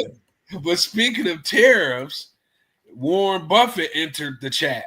And you know what Warren Buffett said? Oh, I ain't heard nothing about Warren Buffett. He been quiet. What he been Warren saying? Buffett has entered the chat, bro, and he does not like it. Listen at what Warren Buffett said, bro. All right. Warren Buffett refers to Trump's tariffs as an act of war.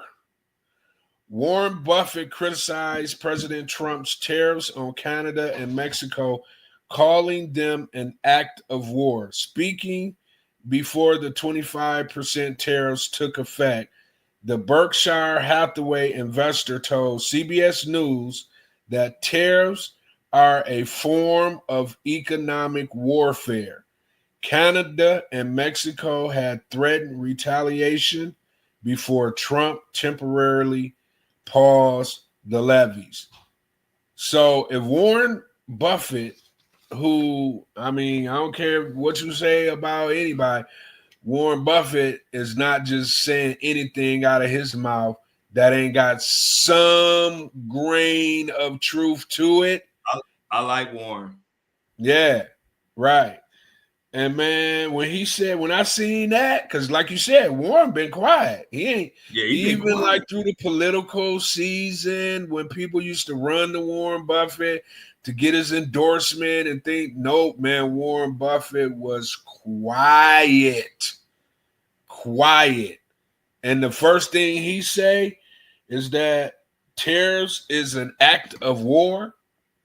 Bro, what does that mean, bro? Man,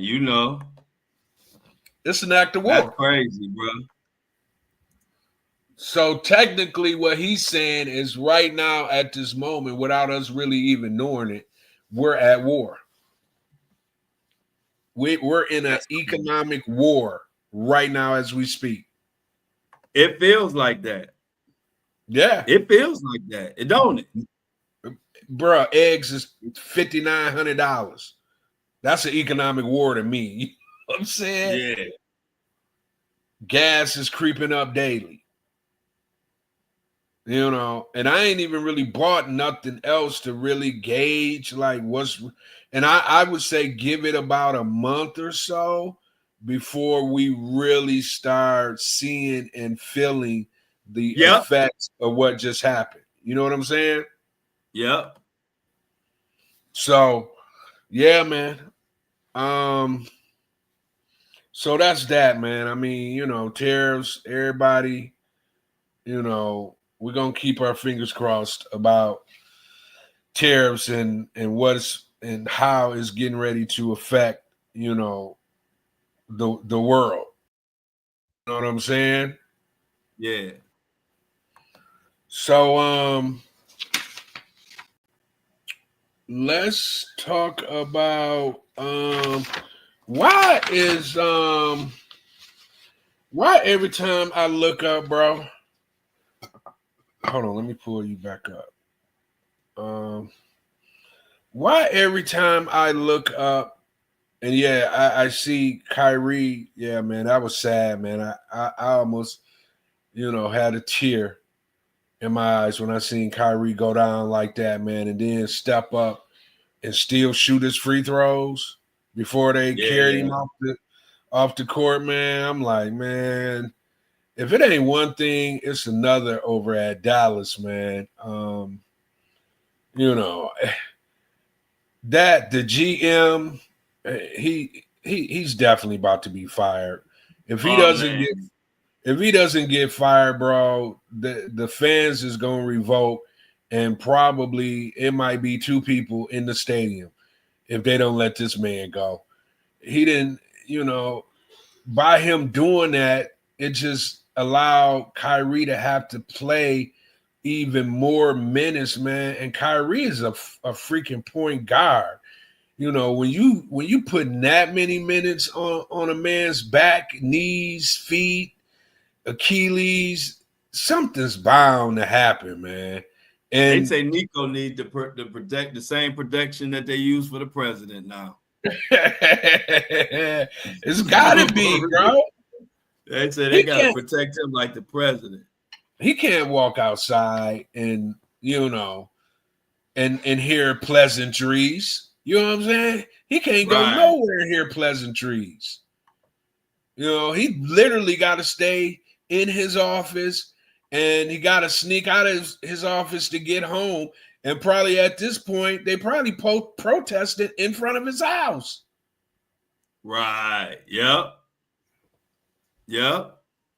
You know what I'm saying? So yeah, that was sad, man. But what I was getting ready to say, I mean, we could talk a little bit about, you know, sports because my Lakers and your Cavs are looking like it's, you know, I don't know. It could be the Cavs against the Lakers in the finals for real, the way they out here playing.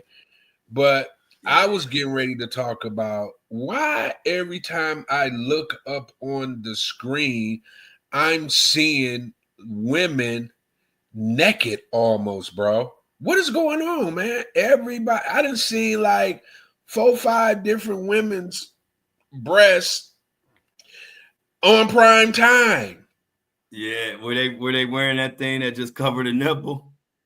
with the pasties, bro. Yeah. Yeah. You remember Little Kim did it back in the day, and she almost got canceled back in the day Yep. when I she did remember. it. You remember what I'm talking about? Yeah, I remember when Kim wore that purple or whatever that was. Right, Yeah, and she man. almost got canceled. Now they wearing it like yeah, I don't like it, man. I don't. I don't I like it, don't. bro. Yeah, I I don't don't like like it. it, I'll bro. be honest. I don't like I it. don't I like it. mean, you would think as a man, we'd be like, yeah, no, stop it, quit it. And I don't even want to hear it's my body. I could do what I want to do. It is, that's true. But have some decency, you know, for our eyes as well. Right. While you out here, you know, with your, I mean, because with pastries, your breast is exposed outside of your, you know, your areola and your nipples. Everything else you see it. You know what I'm saying? And I didn't see like 4 women like within the past month on red carpets at major events with their breasts out or no underwear, naked, see through, can see everything, bro. Like, what are we doing? Like what message is this given to? I don't like to speak on women's stuff. That ain't my bag. I don't do that. But I just thought I would bring it to the floor because I see everybody else kind of talking about it. And what I found amazing, everybody is feeling the way that we're feeling right now. Yeah, I noticed that too. Yeah, they are, and I was happy to see that. I said because sometimes you be feeling like a weirdo. You know, Right. you tell some women that you trying to show somebody like how much respect you have for them, or like where you put them at, and you want them to be, not disrespecting themselves. And these days, you'll mention that, and people will cuss you out. All right, What? well, forget the respect then. My bad. You know what I'm saying? Let's lessen the respect then. I was just trying to say, I just think I think highly of you, and I don't think you don't gotta wear that, man. Like Shauna got her 15-year-old daughter.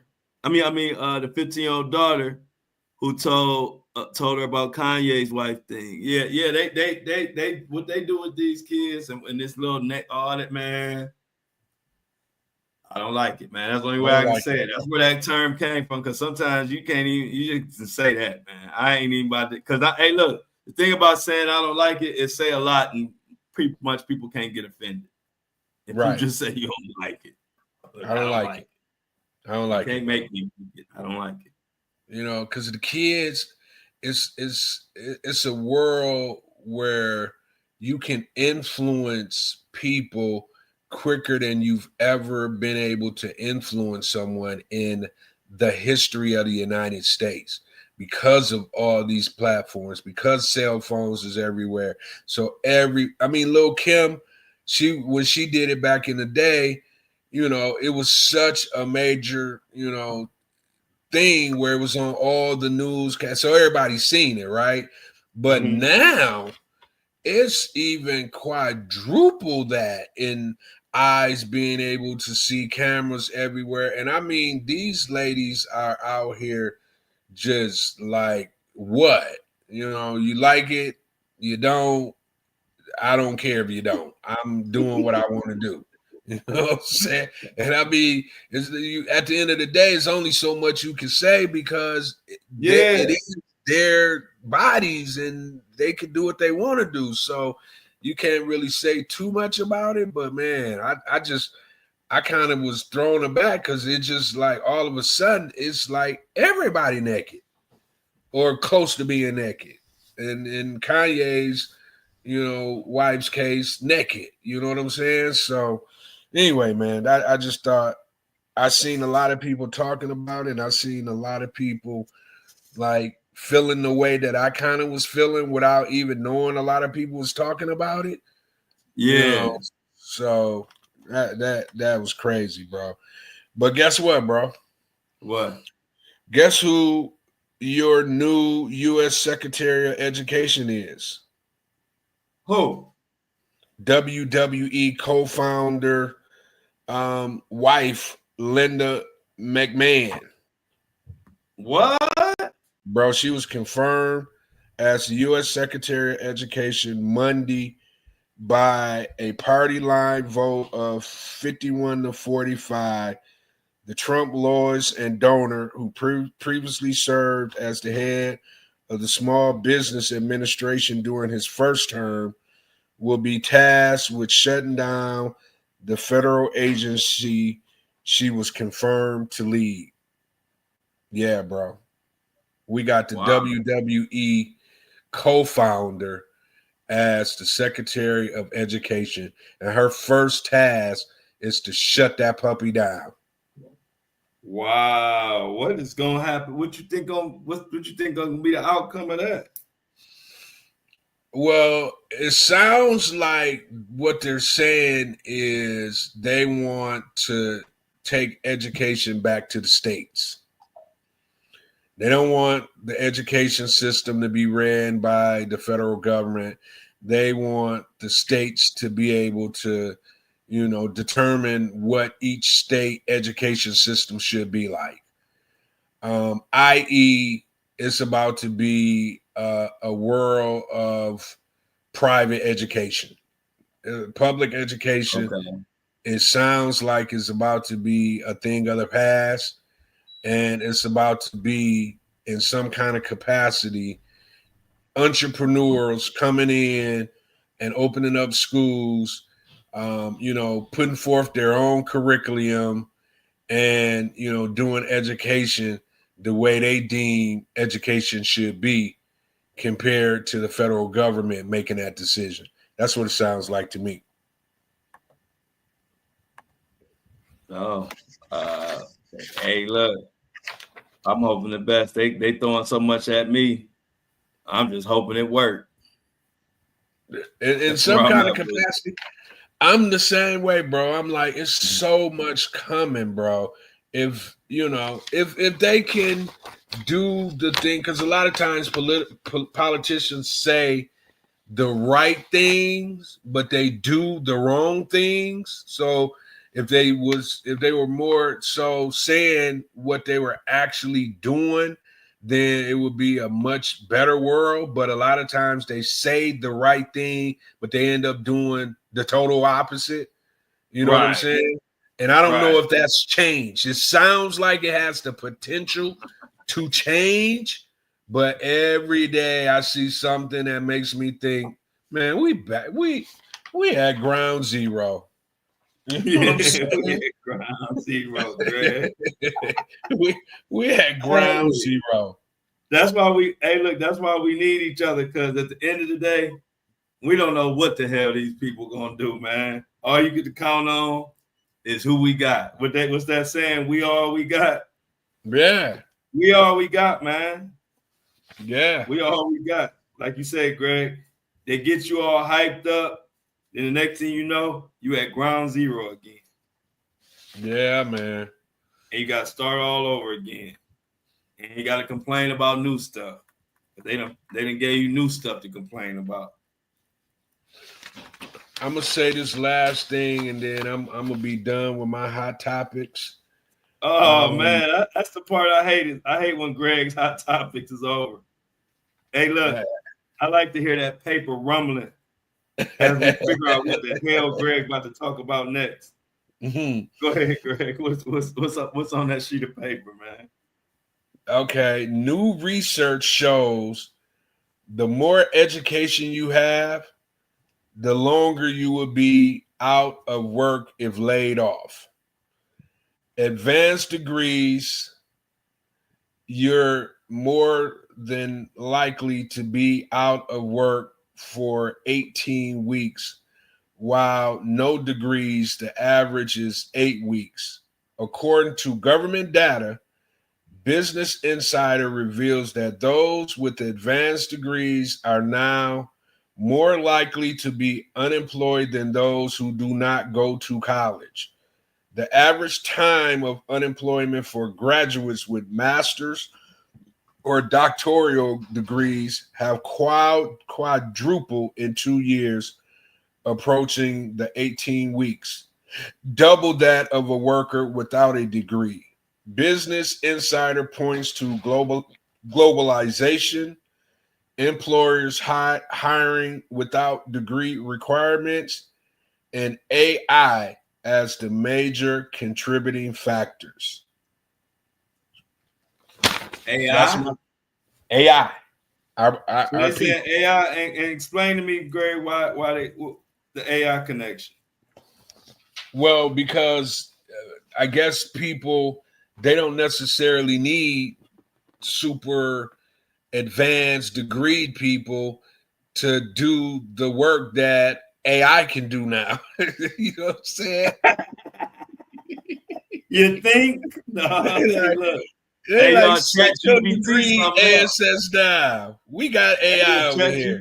ChatGPT something else, y'all. I ain't gonna lie. It is, bro. You know, we know. It is. Yeah. That ChatGPT will get you through your day. Yeah, ChatGPT. They like ChatGPT. You degree, bachelor's, masters. You don't know more than ChatGPT. Right. You know what I'm saying? I don't care how many schools you went to, how many degrees you have. I bet you, I'm willing to bet the farm that you don't know more than ChatGPT. You know what I'm Right. saying? So Right. they're saying that's one of the reasons. Globalization, ChatGPT, and companies not making a degree as one of the factors for you to get the job. Damn. Yeah, man. It makes sense.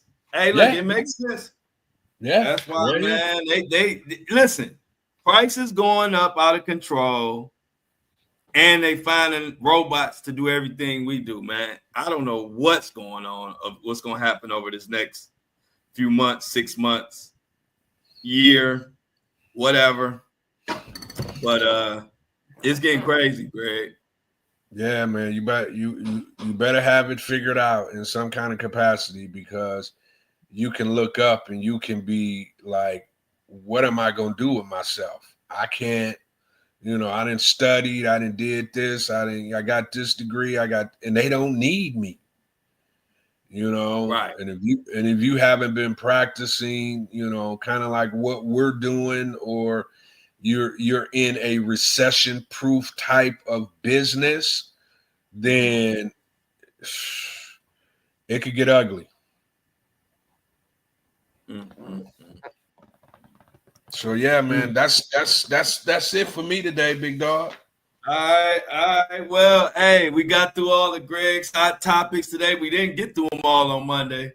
So we played catch up today, talked about the new stuff and some of the old stuff. Appreciate everybody for this lunchtime break. Yo, yo, yo, yo, yo, yo. I got one more before we get out of here. I just gotta do this because, they just won't leave Drake alone, right?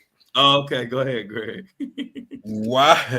Why did Serena Williams, who was dancing on Drake's face at the halftime show, guess what she didn't do, bro? What? Serena Williams, the former top tennis player in the world, has joined the ownership group of the Toronto Tempo. Oh, the WNBA team? Williams will help the Canada-based WNBA team with its visual identity. The tennis legend also has ownership stake in National World Soccer League, the NFL, and TGL Golf. Bro, she could have went somewhere else and been a part of a WNBA team, bro. Toronto.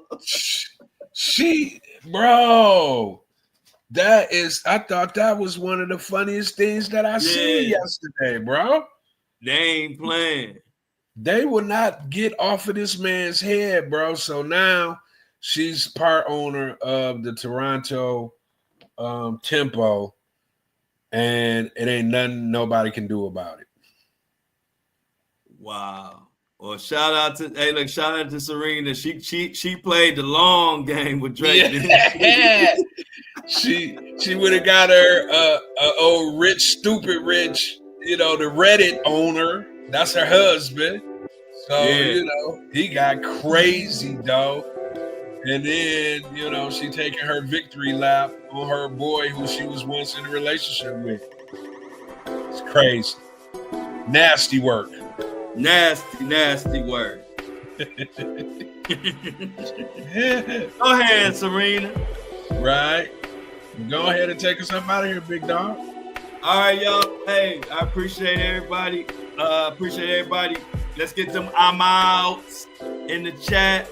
Like the chat. Come back and leave a comment if you can, please. It helps with the algorithm. Like it, share it, whatever. See y'all tomorrow at 7:30. Let's get the I'm out. And we working on the I'm out merch coming soon. We got some I'm outs coming. That's our saying. So we gonna definitely get us some gear. Shout out to Shan. Everybody thanks Shan. Any questions about the merch? Ask Shan. She the expert on the fabrics and everything. Shout out to everybody who purchased something. You know I'm going to shout y'all out tomorrow on the morning show. Everybody who bought something, I'm going to shout you out tomorrow morning. I love y'all. And I'm out.